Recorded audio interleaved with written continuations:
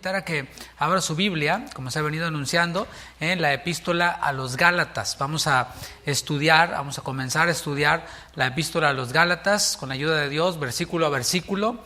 No sabemos exactamente cuánto nos vamos a tomar. Yo estoy decidido a tomarme mi tiempo para poder profundizar en esta carta, que es una carta corta, pero que tiene muchísimo contenido. Y el título de la serie es Gálatas, Libertad en Cristo, como subtítulo. Es el énfasis que queremos darle. Creemos, de hecho, que ese es el énfasis que el apóstol Pablo le da en toda la epístola. Y el día de hoy vamos a ver el primer capítulo, los primeros 5 versículos, del 1 al 5. El título de esta enseñanza, tema número 1, llamado por el verdadero Dios. Llamado por el verdadero Dios. Y vamos a leer toda la porción, Gálatas 1, del 1 al 5. ¿Ya lo tiene? Dice así: Pablo, apóstol, no de hombres ni por hombre, sino por Jesucristo y por Dios el Padre, que lo resucitó de los muertos, y todos los hermanos que están conmigo, a las iglesias de Galacia. Gracia y paz sean a vosotros, de Dios el Padre y de nuestro Señor Jesucristo, el cual se dio a sí mismo por nuestros pecados para librarnos del presente siglo malo, conforme a la voluntad de nuestro Dios y Padre, a quien sea la gloria por los siglos de los siglos. Amén. Acompáñame a orar. Señor, gracias por esta nueva etapa que nos permites iniciar junto con el nuevo año, porque nos das la oportunidad de estudiar esta carta, esta epístola a los Gálatas. Te pido, Señor, que me des a mí la sabiduría, la claridad para poder transmitir, para poder leer, interpretar y aplicar tu palabra. Dame, Señor, de esa gracia, la necesito, que no sea con mis fuerzas, sino con tu gracia. Y a mis hermanos, Señor, que tu Espíritu les abra el entendimiento, que tu Espíritu les esté inquietando para poder captar no solamente conceptos, no solamente información, sino que esto sea, Señor, palabra rema, que se vuelve en sus vidas una realidad, que pueden salir de aquí y aplicarlo para ser, Señor, cada vez más parecidos a ti. Gracias te damos por este tiempo. En el nombre de Jesús. Amén. Amén. Como dije, la serie se titula Libertad en Cristo, y la palabra libertad es una palabra muy muy familiar para nosotros. No, ni siquiera voy a pedir que levanten la mano cuántos han oído la palabra libertad, porque es muy muy familiar para nosotros y tiene múltiples aplicaciones, tiene múltiples usos. Por ejemplo, podemos hablar de libertad financiera. Había hasta un jingle por ahí hace algunos años, ¿no? Libre libertad, decía, de libertad de las deudas, libertad financiera. También libertad social para aquellos quienes están oprimidos. Libertad de expresión, es algo que pues está muy, muy de moda, es algo que suena mucho, la libertad de expresión, la libertad de poder hablar, de poder pensar. La libertad también de la prisión, alguien quien estuvo preso y sale libre, pues se dice que ha sido liberado de la prisión. El diccionario de la Real Academia Española define la palabra libertad de esta forma. Dice, es la facultad natural que tiene el hombre de obrar de una manera o de otra, y de no obrar, por lo que es responsable de sus actos. El término que a nosotros nos interesa de esta palabra, libertad, es el término bíblico. ¿Qué es lo que la Biblia dice acerca de esta palabra? ¿Qué es lo que la Biblia enseña? Y si vamos al Antiguo Testamento, o sea, no va a ir, pero si pensamos en el Antiguo Testamento, el concepto libertad tiene que ver con libertad de la esclavitud. Nos podemos remontar hasta los primeros libros de la Biblia, cuando el pueblo de Israel se encontraba cautivo en Egipto, y vemos cómo Moisés, un hombre quien le creyó a Dios, un hombre quien por cierto pues era tartamudo y tenía muchas limitaciones, pero Dios usó a ese instrumento llamado Moisés para sacar a su pueblo de Egipto y llevarlo a la tierra prometida, por supuesto pasando por el desierto. Y este es el concepto que vemos en el Antiguo Testamento de libertad. Cuando hablamos de libertad es eso, es libertad de la esclavitud, libertad de la opresión, para ir a la tierra donde fluye leche y miel. El profeta Isaías escribió unas palabras que muchos años después, el Señor Jesús, cuando estuvo en esta tierra, se atribuyó a sí mismo. Veamos Isaías capítulo 61, versículo 1. Podemos ver aquí estas palabras dichas por el profeta Isaías, las cuales Jesús dijo, ese soy yo, y se las atribuyó para sí mismo. Y allí podemos encontrar este concepto de libertad en Cristo. Dice Isaías 61, versículo 1. ¿Ya lo tiene? Isaías 61:1. Dice así: el Espíritu de Jehová el Señor está sobre mí, porque me ungió Jehová. Me ha enviado, subraye eso, me ha enviado ¿a qué? a predicar buenas nuevas a los abatidos, a vendar a los quebrantados de corazón, a publicar libertad a los cautivos, ahí está, y a los presos apertura de la cárcel. Y aquí podemos ver la misión mesiánica, el objetivo mesiánico, el cual por supuesto Jesús se atribuyó a sí mismo. La misión de Jesús, según Isaías, según lo que el profeta Isaías anunció y lo que Jesús mismo afirmó, que se trataba de él, que hablaba de él, la misión de Jesús fue venir a dar libertad. Él es quien hizo posible esta libertad. Juan 8:36, el Señor Jesús dijo: así que si el Hijo os libertare, seréis verdaderamente libres. Palabras de Jesús. Dijo él: si el Hijo, o sea, hablando de sí mismo, os libertare, seréis verdaderamente libres. Él mismo es quien nos libera. Por un lado, es Él quien hizo posible la libertad, y por otro lado, es Él mismo quien nos libera. Unos versículos antes, en Juan 8 también, el Señor dijo: y conoceréis la verdad, y la verdad os hará libres. Podemos ver ya este concepto de libertad desde los mismos labios de Jesús. Ahora, la pregunta aquí es: ¿de qué nos libera el Señor? O sea, ¿de qué vino a liberar el Señor Jesús? ¿Acaso sería de una prisión física? Bueno, Él nos libera de varias cosas. Primeramente, nos libera de la ley. Y tú dices: ¿cómo? Entonces, ¿la ley es mala? Y en palabras del apóstol Pablo, en ninguna manera.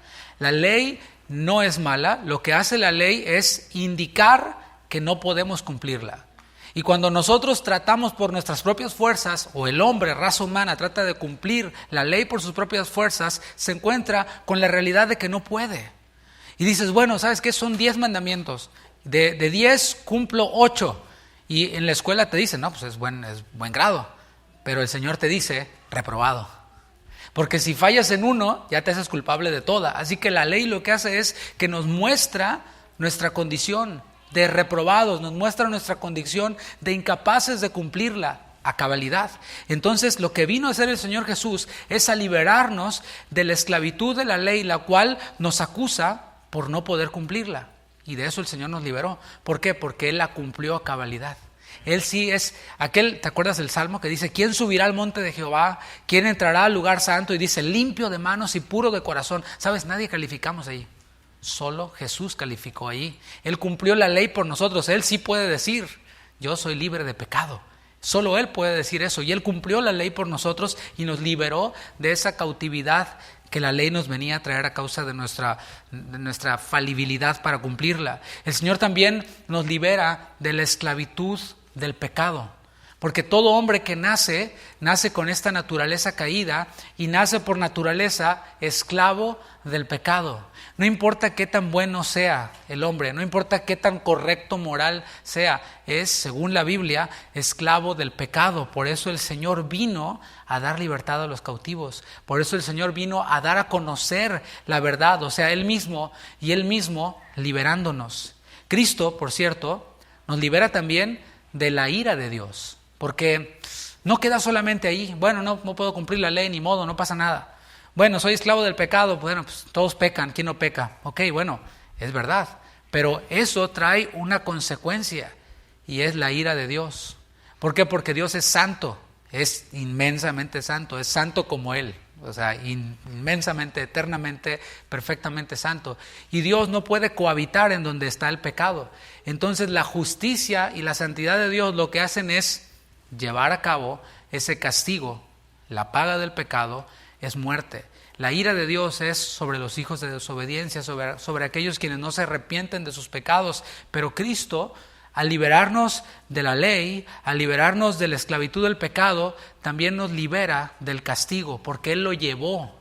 Él llevó el castigo de Dios, la ira de Dios la llevó Él por nosotros, y todo aquel quien cree en Él no recibe la ira de Dios y es libre de la ira de Dios.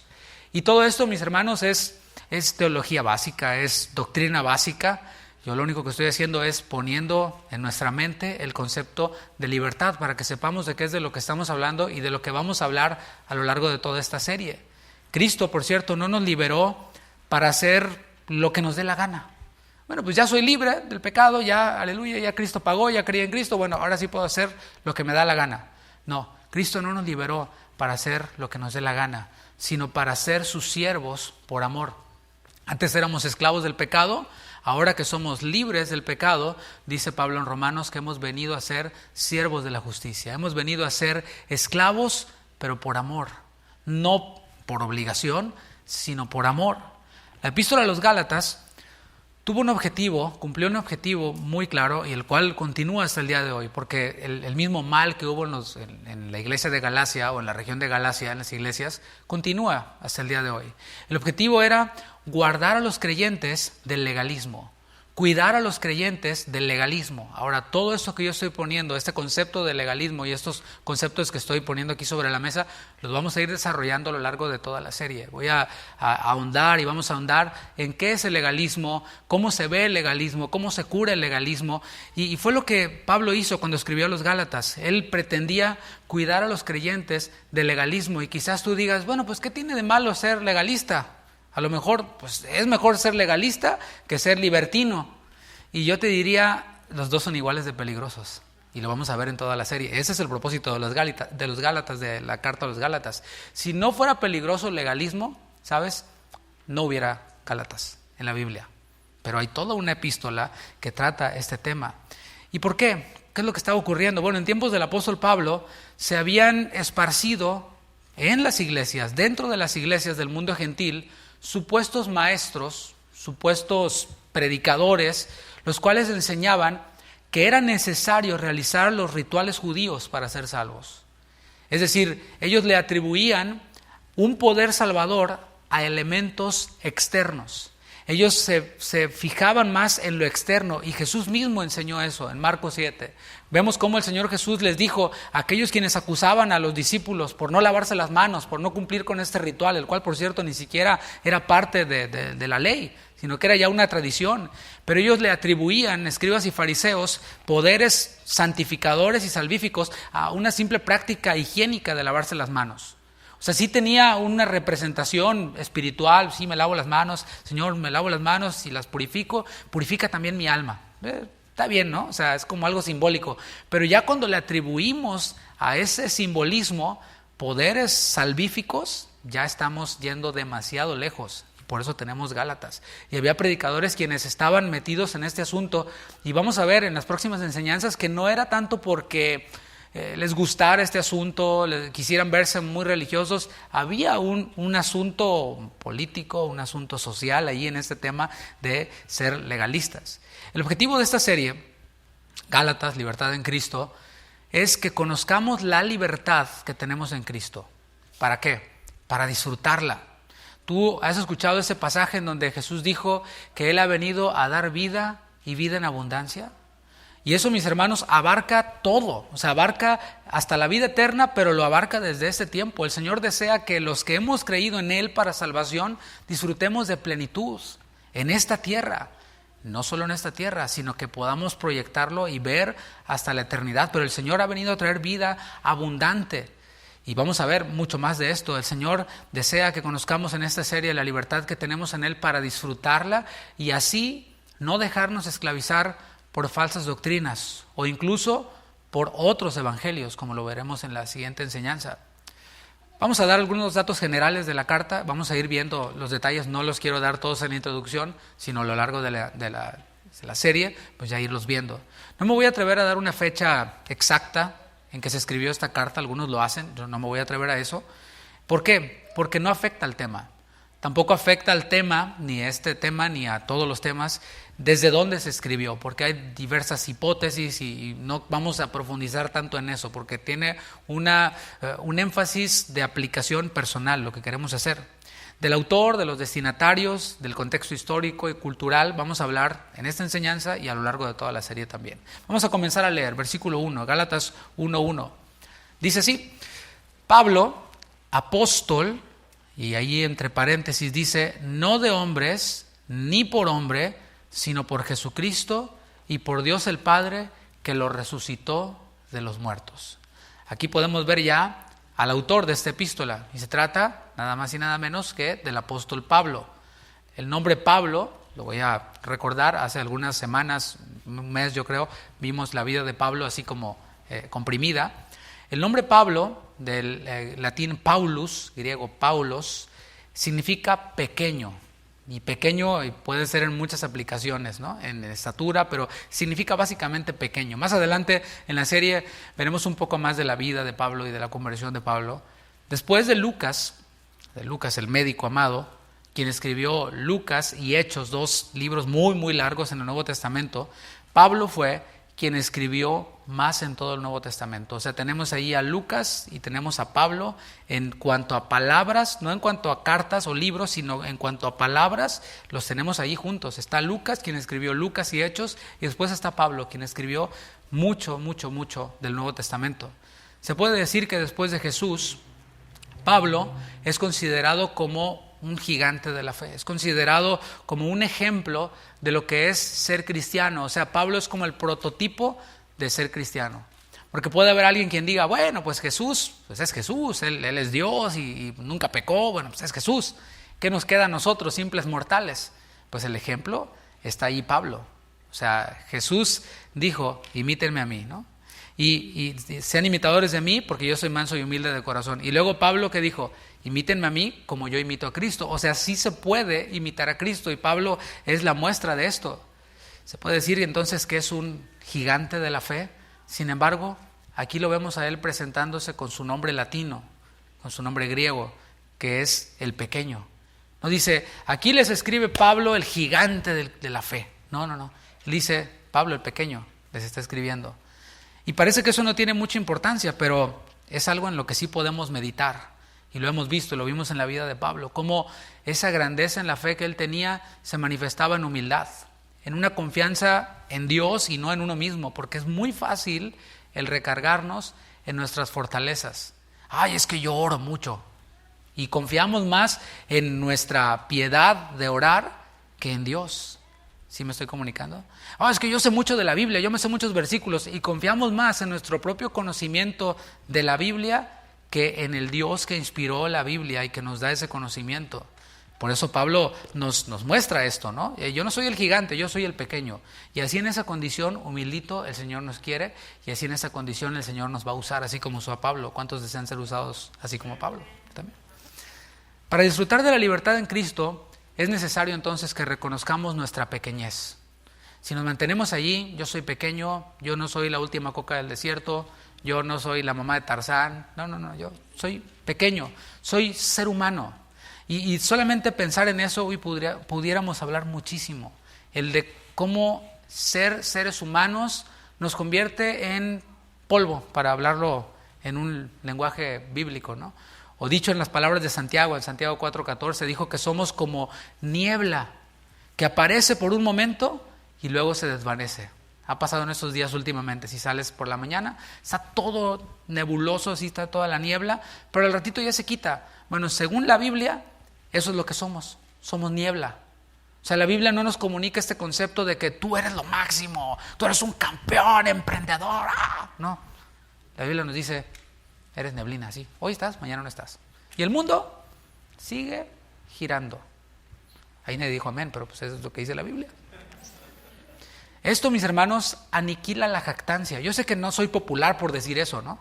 Yo sé que tú dices, toda la semana trabajando, estresado, y veo las noticias y que ya mataron a otro policía y esto. Y luego voy a la iglesia y el pastor me dice que soy como neblina, que no soy indispensable, que... El otro día nos dijo parásitos y luego nos dijo que... Bueno, no les he dicho generación de víboras, ¿no? Como dijo por ahí, ¿no? Pero no yo, o sea, la Biblia. Yo, mire, besitos a todos, los amo a todos. Pero la palabra dice que somos como niebla que aparece por un momentito. ¿Cuánto puede durar nuestra vida? Y más en este tiempo. Lamentablemente la condición sanitaria nos muestra que pues nadie tenemos garantizado que vamos a ir sobreviviendo las diferentes variantes y virus que hay. No sabemos. Y mis hermanos, yo estoy consciente de eso y quiero todavía que eso me motive a servir más al Señor con todo mi corazón. Y que estar delante de Él y poderle decir, Señor, bueno, pues aquí llegué a los 30 y tantos, 40 y tantos, los que sean, pero Señor, te serví con todo mi corazón. Y escuchar del Señor, bien, buen siervo y fiel. Y espero que ese también sea tu propósito. El estar conscientes de nuestra humanidad aniquila la jactancia. Dios no usa a los jactanciosos. Dios no utiliza a los que se ponen como prototipo de santidad. Vean qué santo soy yo. Les voy a dar 5 pasos para que sean tan santos como yo. Ay, asústame, tigre. Les voy a dar 10 pasos para que sean íntegros como yo. Dios no utiliza a los jactanciosos. Vemos aquí a Pablo diciendo, yo soy Pablo, el pequeño. Y eso aniquila la jactancia, le da toda la gloria a Dios. No es lo grande, lo santo, lo bueno que soy yo, sino lo poderoso que es mi Dios. Todo lo bueno que pueda haber en nosotros, porque tampoco digo que somos una cucaracha ni nada, ¿no? Hay cosas buenas en nosotros, pero todo lo bueno que pueda haber en nosotros, ¿sabes? Proviene de Dios. Toda buena dádiva y todo don perfecto provienen de Dios. Él es el que dota a las personas de dones espirituales, de gracias. Todo proviene de Él. Después de presentarse con su nombre latino, Pablo menciona el llamado que recibió de parte de Dios. Y dice, Pablo, apóstol, de la palabra griega apostolos. Literalmente es uno enviado, es uno encomendado a una misión, es un mensajero, ese es un apóstol. Como podemos ver, la definición de apóstol, de enviado, de comisionado, es muy amplia. Podemos aplicarlo a muchas cosas. Podemos aplicar el título apóstol incluso a un niño que pues va a darle un mensaje a su tía que vive enfrente cruzando la calle. Ve, dile a tu tía que si no tiene una tacita de azúcar, ¿no? Pues ahí va el niño de apóstol a hacer esa encomienda. O mandas al niño, ve por favor a sacar la basura. Ahí va de apóstol con una encomienda que es sacar la basura. Por eso Pablo especifica qué clase de apostolado es el que tiene él, que posee él. Y dice, no de hombres ni por hombre, sino por Jesucristo y por Dios el Padre que lo resucitó de los muertos. Y vamos a ahondar un poquito en esto. Es decir, puede haber apóstoles, o sea, personas enviadas que están adheridas a un grupo de hombres. Por eso dice, no de hombres. O sea, Pablo dice, yo no soy esa categoría de apóstol, estoy hablando de un apostolado distinto, pero eso no quiere decir que no haya apostolados o personas enviadas que están adheridas o unidas a un grupo de hombres. Por ejemplo, en Hechos capítulo 11, el libro de los Hechos, dice así, aquí vemos un ejemplo de un enviado que estaba adherido a un grupo de hombres. Dice Hechos 11:22, llegó la noticia de estas cosas a oídos de la iglesia. ¿Por quién está formada la iglesia? ¿Por ángeles? ¿Por marcianos? ¿Por animales? No, está formada por hombres, ¿no? Analógicamente somos ovejas, pero somos hombres. Llegó la noticia de estas cosas a oídos de la iglesia que estaba en Jerusalén y enviaron, ¿a quién? A Bernabé que fuese hasta Antioquía. O sea, aquí claramente podemos ver a un grupo de hombres, o sea, la iglesia que estaba ubicada en Jerusalén, y Bernabé estaba adherido a esa iglesia. Bernabé era miembro de esa iglesia en Jerusalén, y siendo miembro de esa iglesia, formada por hombres en Jerusalén, fue enviado a un lugar con una misión específica. Pablo aclara también que el apostolado al que él se refiere no es en esas condiciones, o sea, el apostolado del que está hablando no es que fue enviado de una iglesia, sino vamos a ver. Y sigue aclarando y dice, ni por hombre. También puede haber apóstoles, o sea, personas enviadas, no por un grupo, sino por un hombre con autoridad. Y estoy hablando dentro del ámbito de la iglesia. Puede ser enviada por un hombre con autoridad espiritual a un lugar y a una misión específica. Un ejemplo lo vemos en Filipenses capítulo 2, versículo 25. Filipenses fue escrito por el apóstol Pablo también, y aquí podemos ver al mismo Pablo enviando a una persona a una misión específica. Dice Filipenses 2:25, mas tuve, o sea Pablo, por necesario enviaros a Epafrodito. O sea, aquí Epafrodito está siendo un apóstol enviado por un hombre llamado Pablo. No te fijas que está aquí un grupo de hombres, sino un solo hombre. Pablo está enviando a Epafrodito. Dice, mi hermano y colaborador y compañero de milicia, vuestro mensajero y ministrador de mis necesidades. Esos fueron algunos ejemplos, casos legítimos para ilustrar lo que está hablando Pablo.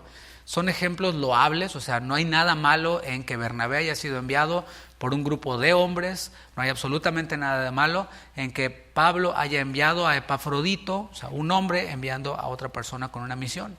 Pero también tengo que mencionar casos negativos de apóstoles de hombres y de apóstoles por hombres. Y no voy a hablar demasiado del tema, solo quiero traerlo a nuestra mente para que veamos un lado y el otro lado. Personas quienes se encomiendan a sí mismas. Hace poco platicaba con el pastor Jonathan, precisamente, de Jonathan Arcos de Santiago, en Chile, y me comentaba, no sé si esto salió en la enseñanza o lo platicamos después, la verdad no me acuerdo, pero me platicaba que allá en Chile las leyes eran como muy laxas en cuanto a quién puede abrir una iglesia, y de pronto cualquiera va y saca un permiso y abre su iglesia y ya. Y es muy similar a como es acá. Acá conocemos personas, aquí mi familia y yo conocemos una persona que era mecánico y que de pronto le empezó a ir mal en su taller de mecánica y dijo, no, pues voy a abrir mi iglesia. Y abrió su iglesia como si fuera una taquería. Y ahí, pues sigue hasta ahora, creo yo, no sé. Pero, ¿de qué es de lo que estoy hablando? De que el ministerio se realiza por llamado. Y hay quienes estudian de pronto un cursito, un instituto bíblico, salen de ahí y creen que ya son pastores. Puede que sí, si tienen el llamado, pero el instituto no le da un llamado a nadie, al pastorado, ni a ser evangelista o mucho menos apóstol. Y hay personas quienes les late y se encomiendan a sí mismas y dicen, pues voy a ser pastor, voy a ser taquero, o si no me va bien como taquero, voy a ser pastor. Y hay personas quienes hacen esto sin estar bajo autoridad espiritual. Y hay quienes incluso van y cantan por todas las iglesias. Gracias a Dios ya no me han llamado, pero antes llamaban personas y decía, pastor, ahí en Casa de Oración Houston, le llamo para ofrecerle mis servicios como cantante, director de alabanza. He grabado quién sabe cuántos discos y he cantado con quién sabe quién y he viajado por quién sabe dónde y quiero ir a bendecir su iglesia para dar a conocer mi ministerio. Ni les contesto, hermanos, porque es que luego les contesto y puedo ser algo rudo, entonces mejor nada más los dejo en visto. Así que bueno, si me están viendo, mejor a otro lado, ¿no? A otro perro con ese hueso, ¿no? Como dice el proverbio mexicano.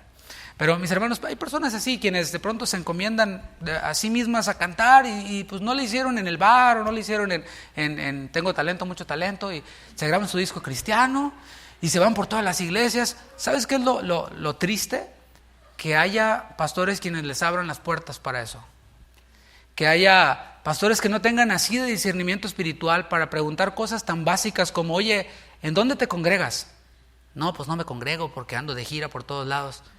¿Y a quién le puedo pedir referencias de ti? No, pues ahí están mis CDs. O sea, y meten a sus iglesias a personas así quienes pues se encomiendan a sí mismas, quienes no han sido llamadas por Dios, pero andan ahí haciendo este hobby de jugarle al artistita cristiano, ¿no? Personas que se lanzan a sí mismas a predicar y se graban un testimonio de que se fueron al infierno, que se fueron al cielo, que se fueron a Marte, qué sé yo, ¿no? Y de pronto ya andan por todos lados y basta con que tengan un poquito de carisma, un poquito de gracia y mira, les llueven las invitaciones de pastores flojos que no quieren estudiar y que prefieren darle lugar a alguien con tal de ellos estar viendo Laura en América todo el fin de semana o toda la semana. Bueno, tenía que decirlo, ¿no? Esto de ser ilegítimamente enviado a hacer algo que se te ocurrió a ti mismo, ¿no? Una vez descartadas estas otras clases de apóstoles, nos queda la pregunta, entonces, ¿qué clase de apóstol era Pablo? Bueno, de aquellos quienes tenían autoridad para dictar doctrina. Espero que podamos ver esta distinción. Por un lado, alguien quien va, por ejemplo, a predicar a otro lado, supongamos que algún miembro de esta iglesia, nosotros lo enviamos a predicar a otra iglesia, recibe una invitación, bueno, va enviado por nosotros, en ese sentido es apóstol. No para que se la crea tampoco, ¿no? Pero en un sentido es un enviado, un mensajero. Pero aquí está hablando Pablo de alguien quien tiene autoridad para dictar doctrina. Acuérdate, en ese tiempo todavía no estaba completado el canon bíblico, o sea, el Nuevo Testamento no estaba terminado, se estaba escribiendo. Y Pablo tenía esa autoridad única, dada por Dios, para escribir doctrina. Muchas de las cosas que él escribió, él no estaba así como que, esto va a ir en tal libro de la Biblia, va a ser el libro número tal. No, él simplemente escribía, inspirado por el Espíritu Santo.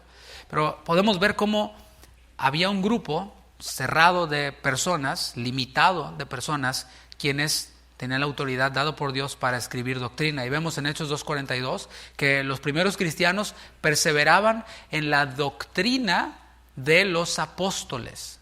Podemos ver eso. No en la doctrina de Pancho, de Juan, de por allá, no.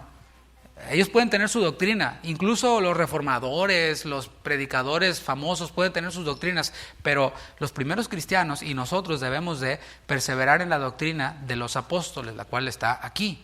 Y Pablo está incluido entre ese grupo, quienes dictaban doctrina. En Efesios 2:20 habla también del fundamento de los apóstoles. Un fundamento, mis hermanos, se pone una sola vez. O sea, no pones el fundamento después, sino al principio, y este fundamento ya quedó puesto, y Cristo es la piedra angular, es la piedra, la cabeza del ángulo, y esta categoría, como dije, estaba limitada a un número específico de 12 apóstoles. Esos apóstoles debían de tener un perfil, deben de tener un perfil. Número 1, debían de haber sido comisionados por Jesús mismo, y hemos visto cómo el Señor llamó a los 12 y les dio autoridad y los envió a predicar, y los envió a sanar, y los envió a todo este asunto que vimos ya en la misión de los 12 apóstoles. Y hemos visto también cómo después les dijo, van a recibir poder cuando venga sobre ustedes el Espíritu Santo. ¿Poder para qué? Para ser testigos, para ser enviados a predicar el Evangelio. Y eso estaba limitado. El mismo Jesús los envió. Cada uno de ellos debían de haber visto, por supuesto, al Señor Jesús no solo durante su ministerio terrenal, sino una vez terminado su ministerio terrenal, cuando hubiera muerto y cuando hubiera resucitado, debían de haber sido testigos oculares de Jesús resucitado. Por eso vimos a Tomás como andaba por otro lado, ¿no? Andaba perdidón y bueno, pues no pudo ver al Señor y dijo, no, yo hasta no ver, no creer, ¿no? Y luego ve al Señor y dice, no lo puedo creer. No es cierto. Pero el Señor lo tuvo que esperar para que lo viera, porque este era uno de los 12 y uno de los requisitos era que hubiera visto a Jesús resucitado. Además, dentro de este perfil de apóstoles debían de hacer señales de apóstol, o sea, hacer milagros, para que me entiendas, y señales. Debían de tener la evidencia de su labor apostólica, porque alguien puede decir, pues yo soy Superman, ¿ok? ¿Y la capa? No te veo volando, ¿sí? O sea, los apóstoles debían de dar evidencia de su labor apostólica. Alguien puede decir, yo soy pastor, ¿ok? ¿Y tu rebaño? No, pues es que ahorita pues no eres pastor. O sea, un pastor tiene un rebaño. El pastor, repito, no es el título que tienes allí. El pastor no es porque te dijeron pastor, te empezaron a decir pastor y eres pastor, no. ¿Ok? Y el rebaño, porque si no hay rebaño, no hay pastor, no eres pastor. Y deben de tener esta evidencia de su trabajo apostólico, de plantación de iglesias, de ir a los lugares, predicar, sanar, y de ahí naciendo comunidades cristianas. Recordemos que este es el inicio de la carta y en las primeras palabras que Pablo escribe quiere dejar claro qué clase de apóstol es él, qué clase de apostolado él estaba desempeñando. Que quedara claro en sus primeras palabras, no de hombres ni por hombre, fíjate lo que viene a continuación, sino por Jesucristo y por Dios el Padre que lo resucitó de los muertos. Gran diferencia. Pablo recibió su llamado a ser apóstol directamente de Jesucristo, directamente del Padre. Y vemos aquí a Pablo distinguiendo, haciendo una distinción entre la persona de Jesús y la persona del Padre. Y aquí, mis hermanos, en solo este saludo, Pablo ya está planteando una doctrina esencial, y es la doctrina de la Trinidad. Porque hay quienes dicen, no, era modo Padre en el Antiguo Testamento, modo Hijo en el Nuevo Testamento, y Jesús murió, y luego modo Espíritu Santo. Esa doctrina no es bíblica, o sea, no es como que se equivocaron, no podemos llamar hermanos a quienes creen así, porque es una doctrina esencial. Entonces aquí estamos viendo, soy apóstol de Jesucristo y del Padre. O sea, vemos aquí no modo Hijo, modo Padre, sino dos personas distintas, dos personas que tienen funciones distintas y son un solo Dios, forman parte de un solo Dios. Lo que resalta aquí, mis hermanos, del Padre es su poder para resucitar a Jesucristo. Si fuera modo Padre, modo Hijo, ¿cómo explicamos que el Padre resucitó a Jesucristo de los muertos? El poder de Dios Padre resucitando a Jesucristo, dos personas. Y es lo que resalta él aquí. El poder de Dios resucitando a Jesucristo, dice Pablo, es quien me llamó a mí a ser apóstol. Jesucristo resucitado fue quien apareció a Pablo en camino a Damasco y le llamó a ser apóstol. ¿Por qué es tan importante esto? ¿Por qué es tan importante y es necesario que Pablo aclare esto? Bueno, porque tal y como ocurrió en otros lugares, el ministerio de Pablo era cuestionado, el ministerio de Pablo era desacreditado. Pablo de alguna manera llevaba todas las de perder. Porque decían, ok, sí, Cefas, o sea, Pedro, pues sí, sabemos que caminó con Jesús. Hay múltiples historias de Pedro caminando sobre las aguas, le sanó a su suegra, le negó 3 veces. Bueno, sí, porque estuvo allí con Jesús, pero Pablo, ¿dónde estaba Pablo cuando Jesús estaba desarrollando su ministerio? Y todos preguntaban eso, entonces decían, Pablo es un chanta, como dicen en Argentina, ¿no? O sea, es un estafador, nada que ver, no es un verdadero apóstol. Y estas primeras palabras ya nos dan el tono con el que Pablo está escribiendo. Sigamos con la presentación de Pablo, versículo 2. Dice, y todos los hermanos que están conmigo.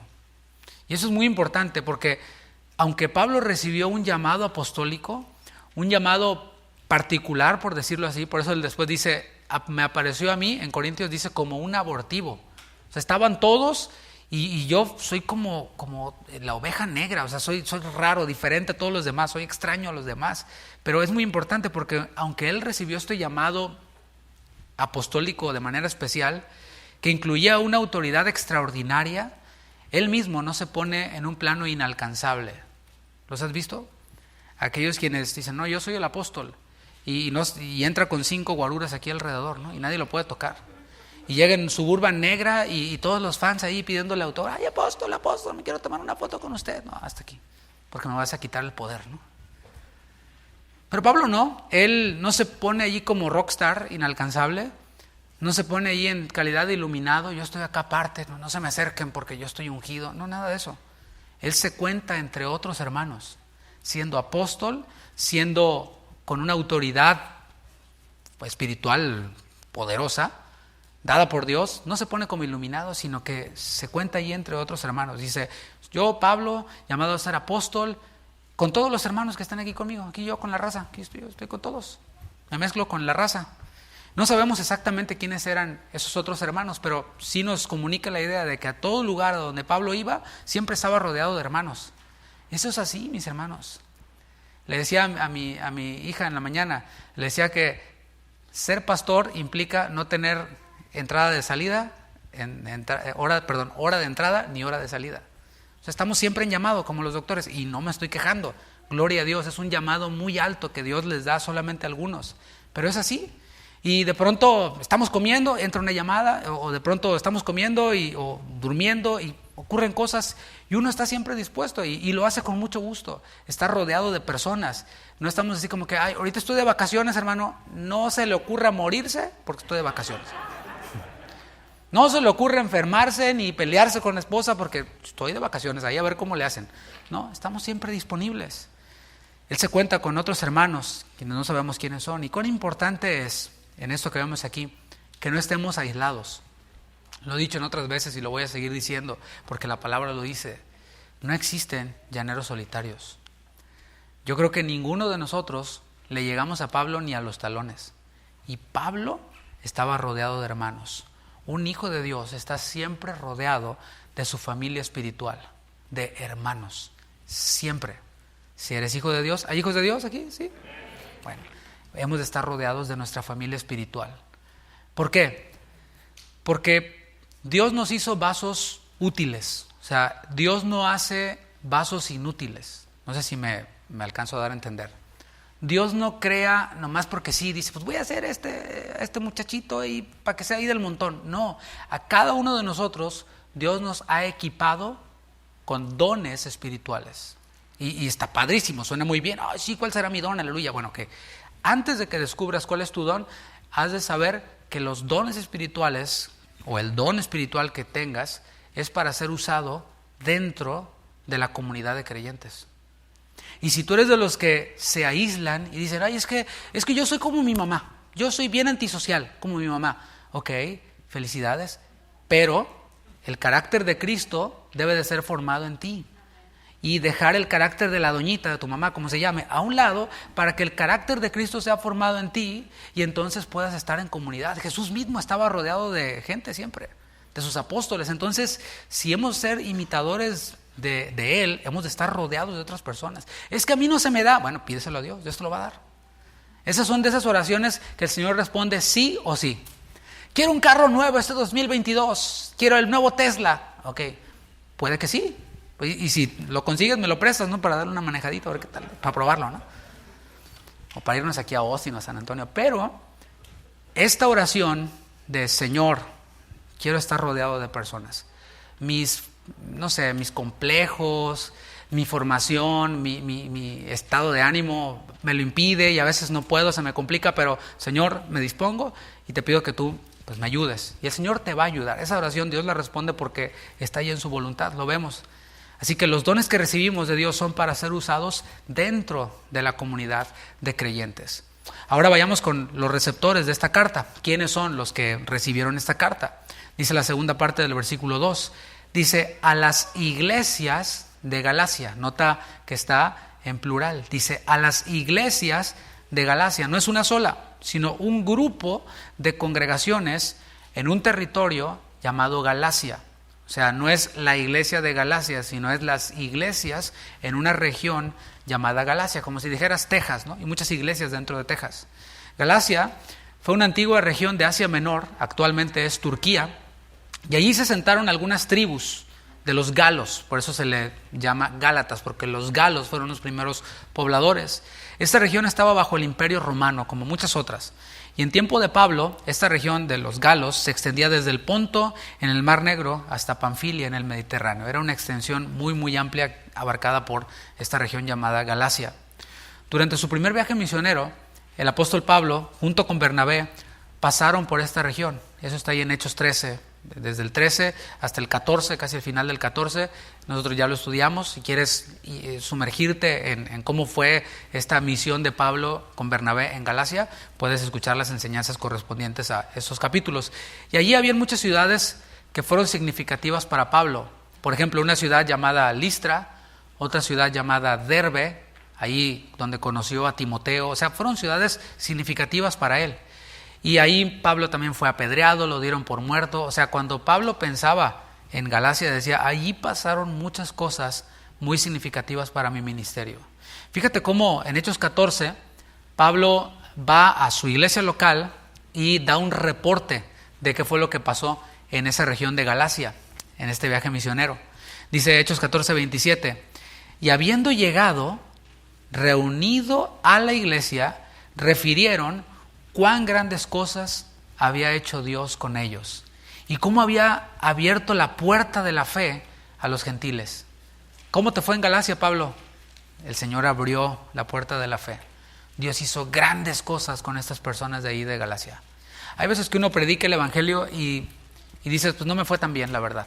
O sea, me cerraron la puerta en la cara o me dijeron de groserías o uno predica a veces una enseñanza y le echas todas las ganas y dices, ahora sí, vamos a ponerle todo el griego, el arameo, el totonaca, toda la onda, ¿no?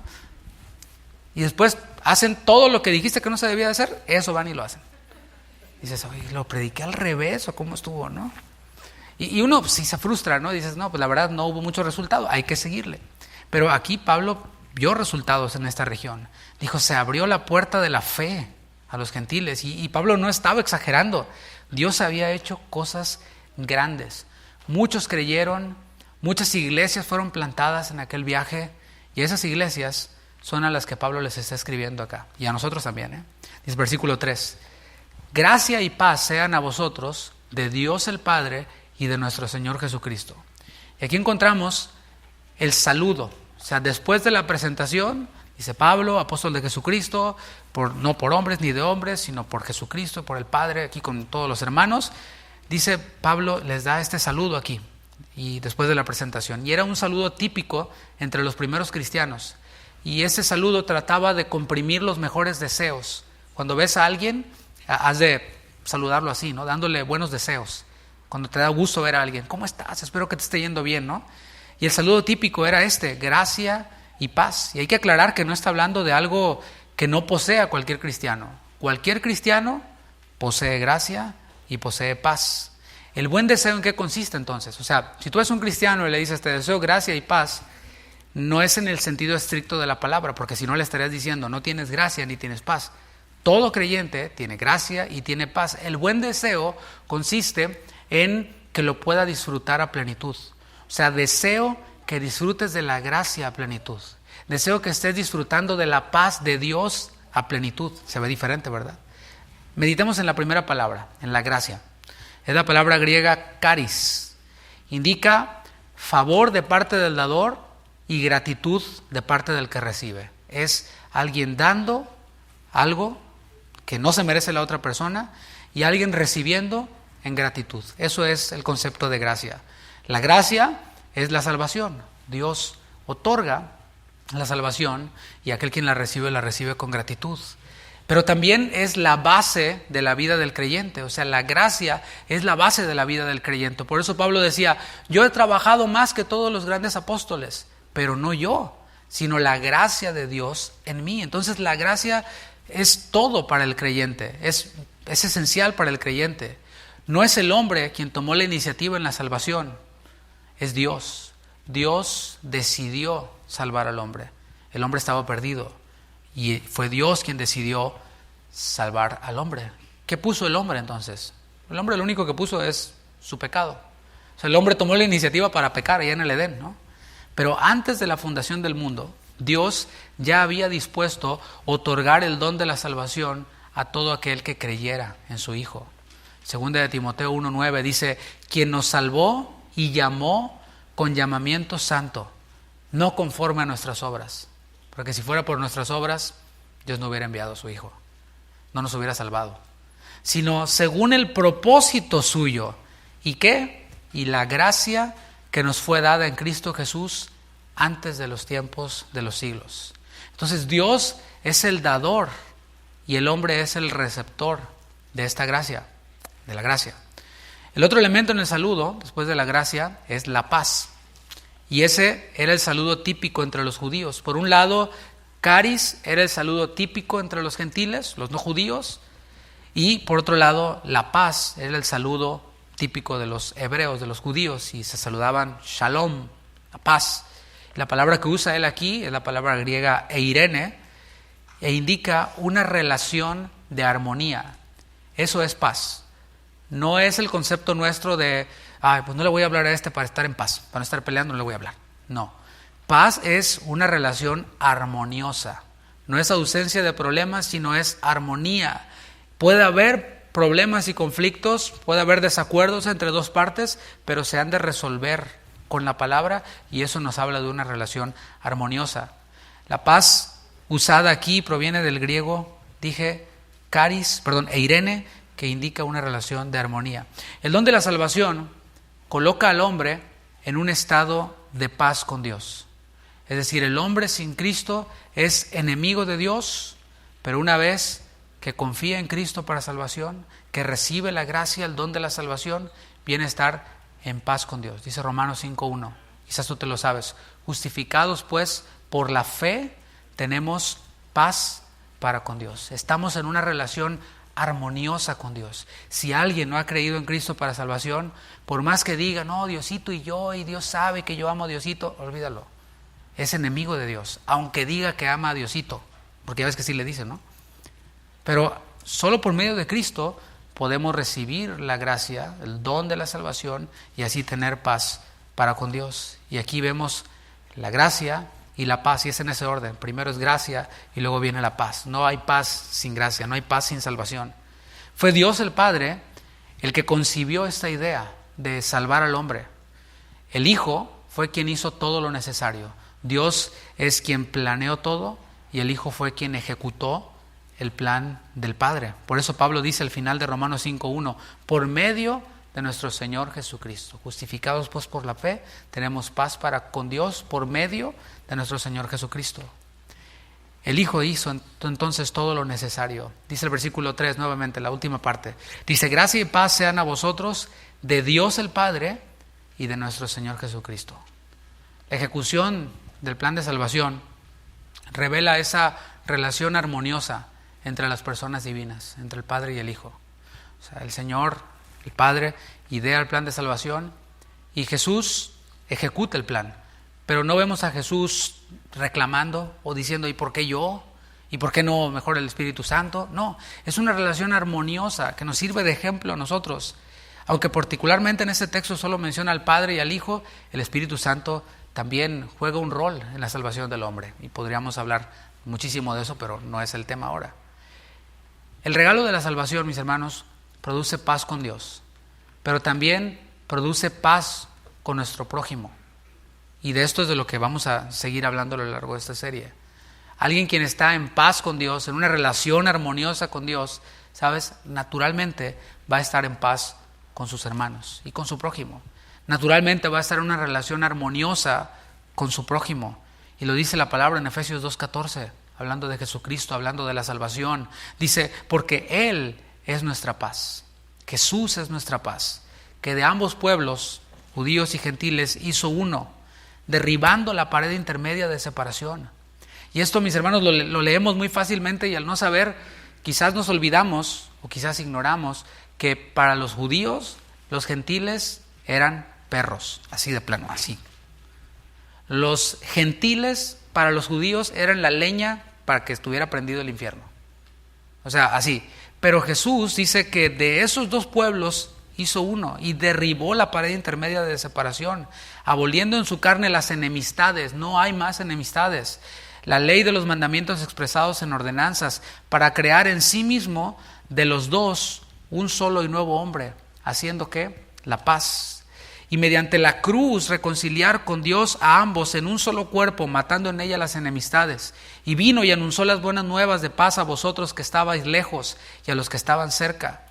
Porque por medio de Él, los unos y los otros, tenemos entrada por un mismo Espíritu, y este es el Espíritu Santo, al Padre. Pablo ha dicho que fue llamado por Dios para ser apóstol, y si nos damos cuenta, mis hermanos, se nota que conoce a su Dios. Y ese es el título de la enseñanza, llamado por el verdadero Dios.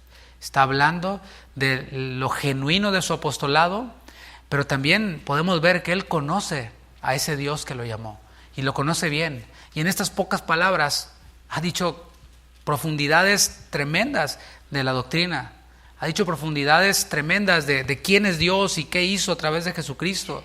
El llamado de Pablo es verdadero porque procede del único verdadero Dios. Para empezar a aplicar esto, la pregunta para nosotros es, ¿qué tanto conocemos a Dios? Esa es la pregunta. Y debo aclarar que nunca vamos a terminarlo de conocer. Si tuviéramos la capacidad, si un solo hombre tuviera la capacidad de conocer a Dios en su totalidad, Dios dejaría de ser Dios.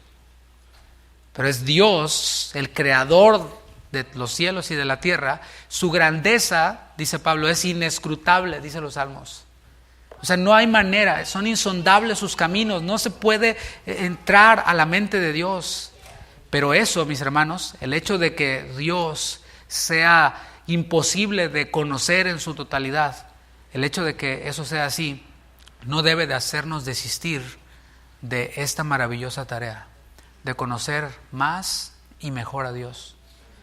El conocimiento de Dios involucra la mente, involucra el alma, los sentimientos, involucra el corazón, la voluntad, pero también involucra las fuerzas, o sea, espíritu, alma y cuerpo. Eso es conocer a Dios, no solamente el intelecto, sino es, mis hermanos, todo nuestro ser.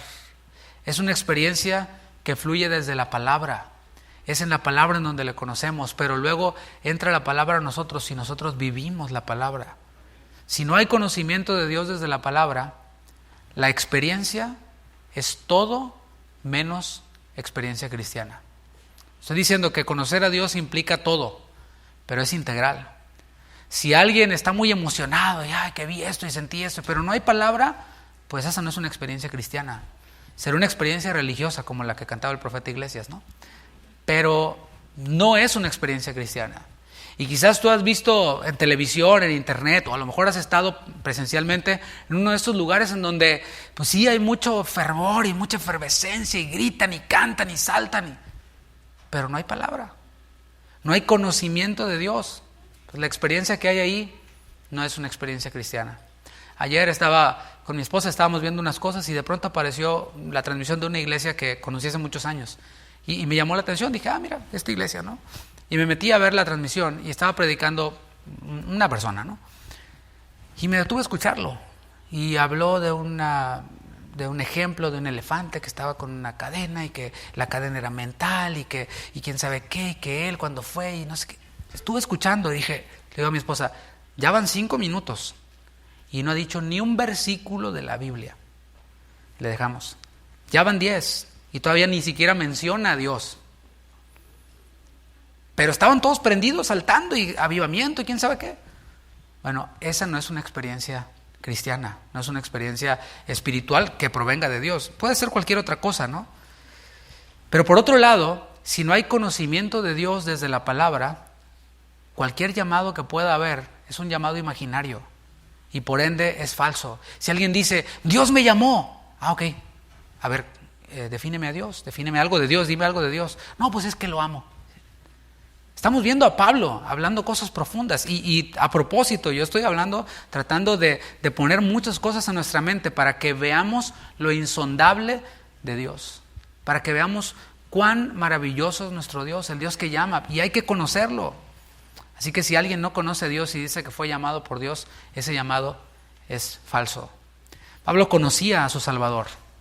En 2 de Timoteo 1:12 dijo, yo sé en quién he creído. ¿Tú sabes en quién has creído? Y mis hermanos, por eso es importante ser parte de una comunidad, de una iglesia local. Porque la tarea de la iglesia local es dar a conocer a Dios.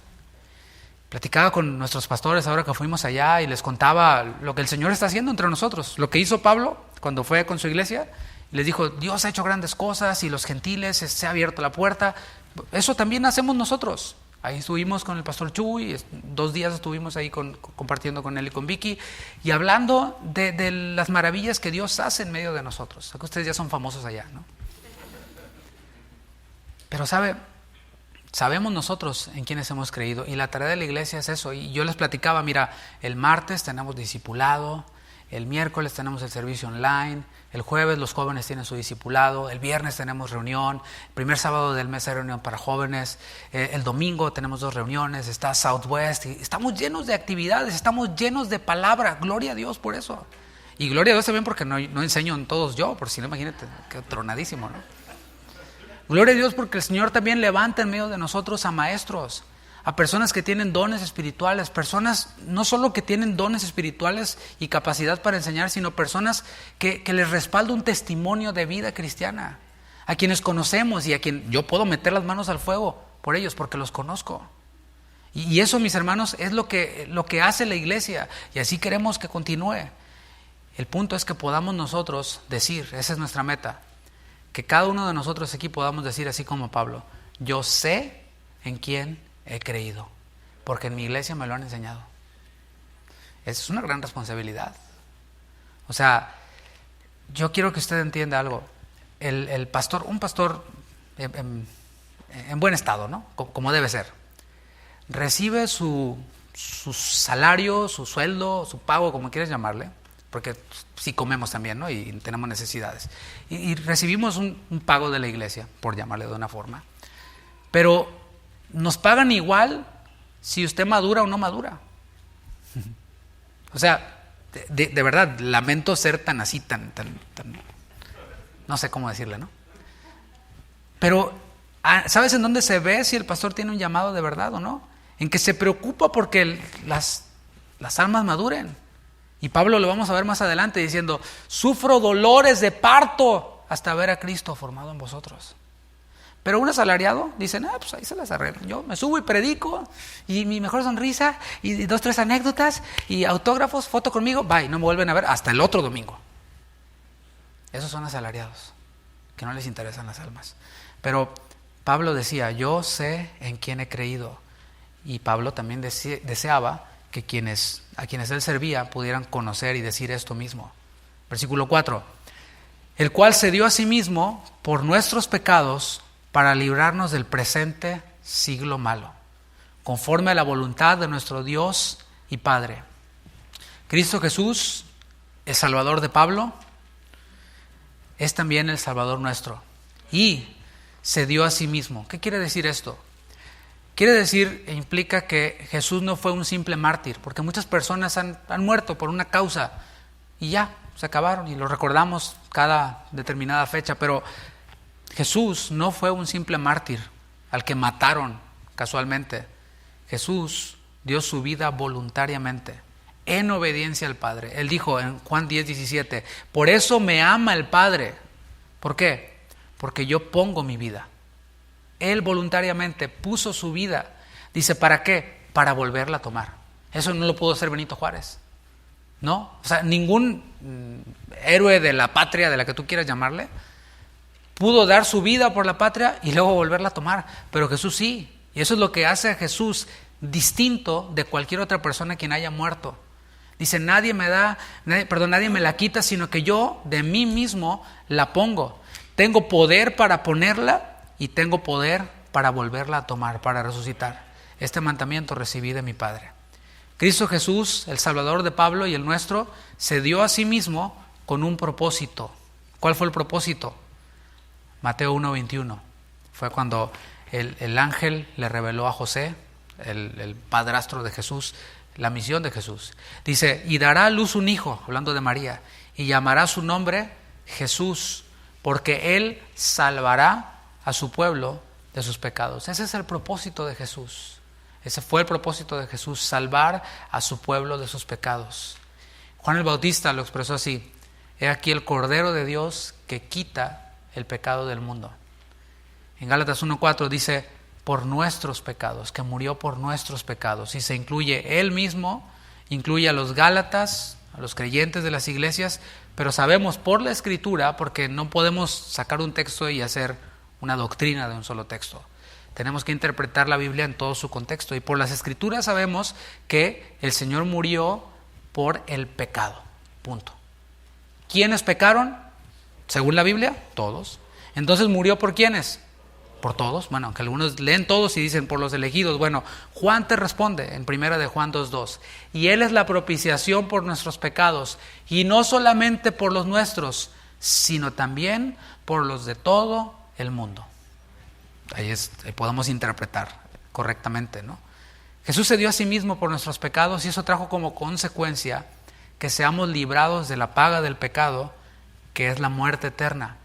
Y también, porque lo dice el texto, de este siglo malo. Dice, el cual se dio a sí mismo por nuestros pecados para librarnos del presente siglo malo. Híjole, se me está acabando el tiempo ya. Pero también les decía ya a los pastores, mira, nuestra iglesia es particular en el sentido de que no es una iglesia de la colonia, ¿no? Donde está el que vive a 3 casas de la iglesia y a una cuadra. No, todos venimos de lejos. Y los hermanos manejan 30, 40 minutos, no para escuchar una enseñanza de 20 minutos, ¿verdad? No, o sea, tiene que ser una enseñanza. No, gracias por el que dijo amén. Está hablando de este mundo. El Señor murió por nuestros pecados para librarnos de la muerte, pero también para librarnos del presente siglo malo. Y hay lugares en donde predican la buena nueva, cosas que tienen que ver únicamente con esta tierra. Y que Dios te quiere bendecir, y que Dios quiere que prosperes, y Dios quiere que estés sano y no sé qué, y que te cases con tus sueños y qué sé yo, ¿no? Pero todo limitado a esta tierra. Y prometen lo de esta tierra, su mejor vida ahora, pero yo veo en la Biblia que dice, Cristo vino a librarnos de esta tierra, de este presente siglo malo. O sea, ¿a quién le vamos a hacer caso? Yo prefiero hacerle caso a la Biblia. Se trata de la liberación del mal que domina a nuestro mundo. Este mundo está controlado por el maligno. O sea, el Señor se lo dejó. Y encender las noticias, mis hermanos, no debería sorprendernos el ver tanta maldad que hay. ¿Cómo puede una persona abrir fuego así con una arma semiautomática, un policía que lo está parando por una multa de tráfico? O sea, ¿cómo puede haber tanta maldad en una persona? Pues sí, porque está bajo el maligno. Y tampoco los policías son unas blancas palomitas, o sea, también tienen lo suyo, porque también son seres humanos. Y cuando te vas y no, que las conspiraciones de aquí, que va a haber una guerra por acá y otra por allá, claro, Jesús lo predijo, ¿no? Dijo, es necesario que todo esto acontezca. O sea, no se sorprendan. Más bien, cuando el Hijo del Hombre vuelva, hallará fe en la tierra. Así que, pues, estén ocupados en su salvación, con temor y temblor. Los del mundo padecen las consecuencias de su propio pecado. Eso es así. O sea, ¿le quieres dar vuelo a la hilacha? Que bueno, te va a pasar la factura. ¿Quieres beber y beber y beber y darle vuelo a la hilacha y desvelarte y todo? Bueno, espérate. En poquito tiempo te pasa la factura. Si es que no hay un accidente, si es que no te meten a la cárcel, si es que etcétera, etcétera, etcétera, ¿no? Miles de cosas. Los del mundo padecen las consecuencias de su propio pecado. La avaricia, la fornicación, las adicciones, todas ellas traen consecuencias. Pero el creyente, los hijos de Dios, estamos capacitados para vencer al pecado. Estamos capacitados para eso. Y así, mis hermanos, ser librados de las consecuencias que trae consigo el pecado. O sea, si nosotros vivimos en santidad, si tú, joven, por ejemplo, vives en santidad, no te tienes que preocupar por embarazar a una muchacha. ¡Ay, embarazé a una muchacha! Pues no, porque vives en santidad y estás siendo librado del presente siglo malo. Si tú estás viviendo en santidad, no tienes que preocuparte por la cirrosis que les da a los que se embriagan todos los días. O sea, somos librados del presente siglo malo. Espero haya quedado claro esto. Aunque en primera instancia el cristianismo no promete una mejor vida, en primera instancia, promete vida eterna en primera instancia, pero sin duda que aquellos quienes abrazan el Evangelio, la gracia y la paz, como resultado tienen una vida mejor. Como resultado tenemos una vida mejor, tenemos un mejor matrimonio, tenemos los recursos para ministrar a nuestros hijos. Lo veíamos el miércoles, ¿no? Este versículo termina así: conforme a la voluntad de nuestro Dios y Padre.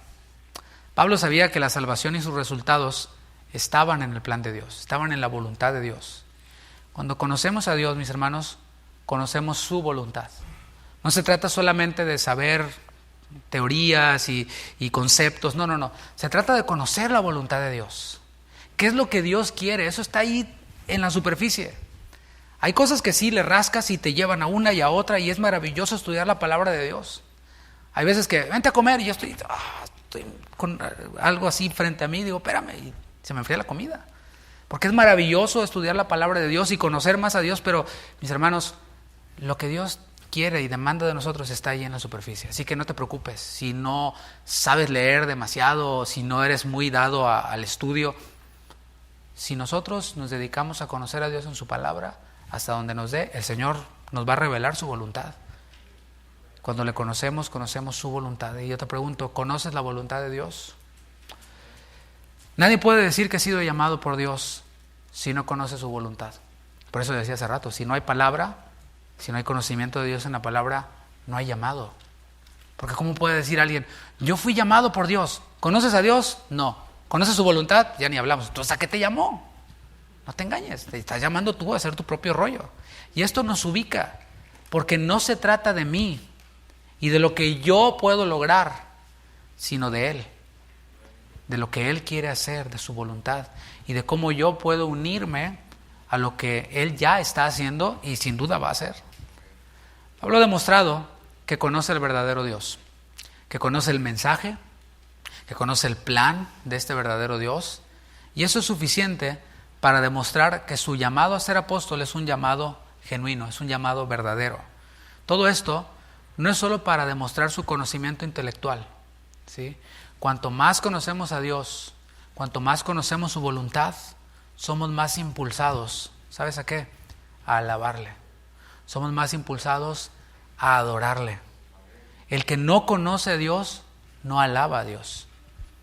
El que no conoce a Dios, no adora a Dios, porque si le conociera, le alabaría. Irrumpiría en alabanza. Y lo vemos, ¿no? Vemos los ejemplos en la Biblia, vemos a Isaías. En el año en el que murió el rey Usías, vi yo al Señor en su trono alto, sublime. ¿Y qué hizo Isaías? Dijo, ay de mí, y cayó en alabanza y vio a los querubines cantando, santo, santo, santo. Cuando conocemos a Dios, alabamos a Dios. Y es lo que hace Pablo en el versículo 5. Dice, a quien sea la gloria por los siglos de los siglos. Amén. Eso se le conoce como una doxología. Es una alabanza a Dios. Y aquí podemos ver Gálatas 1:5, una alabanza a Dios. A quien sea la gloria por los siglos de los siglos. Amén. Podemos ver a Pablo dándole la gloria a Dios. Y no una gloria temporal. Dice por los siglos de los siglos. Nos habla de una gloria eterna. ninguna alabanza a Dios va a ser exagerada. Hay quienes nos ven a nosotros y yo creo que somos un tanto reservados. De hecho, yo oro para que este año podamos ser más expresivos en nuestra alabanza. Y se lo digo porque es lo que hace un líder, ¿no? Comunica cuáles son las expectativas. Pero no desde la emoción, o sea, no desde la manipulación. No, ya dijo el pastor que hay que saltar, pues sí voy a saltar, ¿no? Y que hay que postrarse, me voy a postrar. No. Oro al Señor para poder yo presentarle a Dios y que usted lo conozca de tal manera que lo haga así como Pablo. Y diga, le conozco y porque le conozco, le alabo y le adoro y me humillo. Ninguna alabanza es exagerada. Decía que hay quienes nos ven y dicen, ay, qué exagerados, cómo cantan, y otra vez. Y ahí está Hannah, y otra vez Hannah, otra vez. Pero sabes, no hay alabanza a Dios que sea exagerada. El salmista dijo en Salmos 29:2, dad a Jehová la gloria debida a su nombre. O sea, ¿cómo es Dios? Ahora, si tú le conoces así como Diosito, pues le vas a dar una gloriecita. ¿Sí? Pero si conoces a Dios así como Pablo lo conocía, o por lo menos por ahí va la cosa, le daremos la gloria debida a su nombre. Una alabanza, ¿quiere decir esto? De acuerdo a Él. Y hay cristianos que le dan una gloria mayor, una alabanza mayor a, no sé, cuando gana su equipo favorito, o cuando les va bien en una venta, en el trabajo, qué sé yo, y se alegran más que cuando les estamos cantando aquí, ¿no? Estamos cantando que Dios es santo y que Él es digno de suprema adoración. Bueno, no vamos a manipular, más bien te vamos a presentar a Dios de tal manera que puedas levantar tus manos y decir, no hay alabanza exagerada para Dios. Dice, a Él sea la gloria por los siglos de los siglos. Amén. La alabanza agradable a Dios es la que fluye desde el conocimiento de su voluntad. Si conocemos a Dios y conocemos su voluntad, le alabamos y esa alabanza es agradable a Dios. Dios la recibe porque dice sí. O sea, lo estás diciendo desde tu experiencia. No nada más porque lo repites ahí en la letra o porque pues ya el pastor dijo que hay que alabar, pues hay que alabar. No, sino porque realmente le conocemos. Y en primera instancia, alabanza no tiene que ver con música.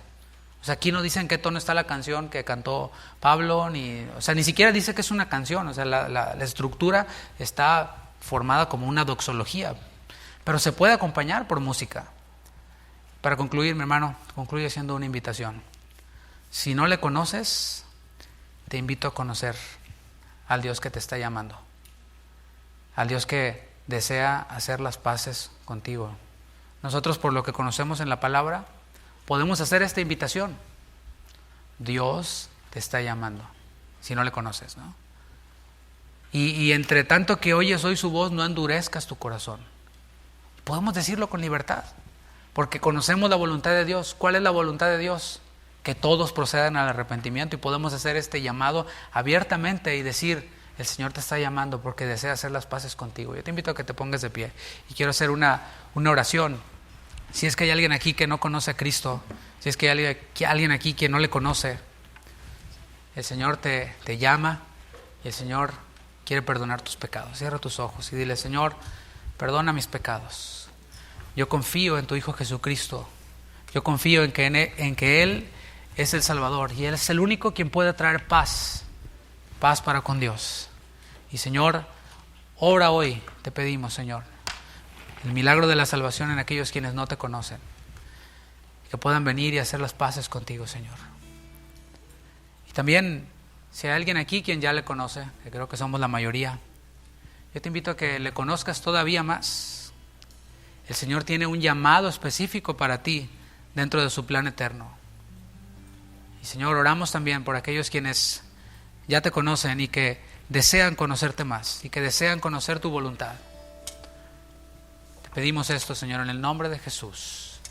En el nombre de Jesús. Amén.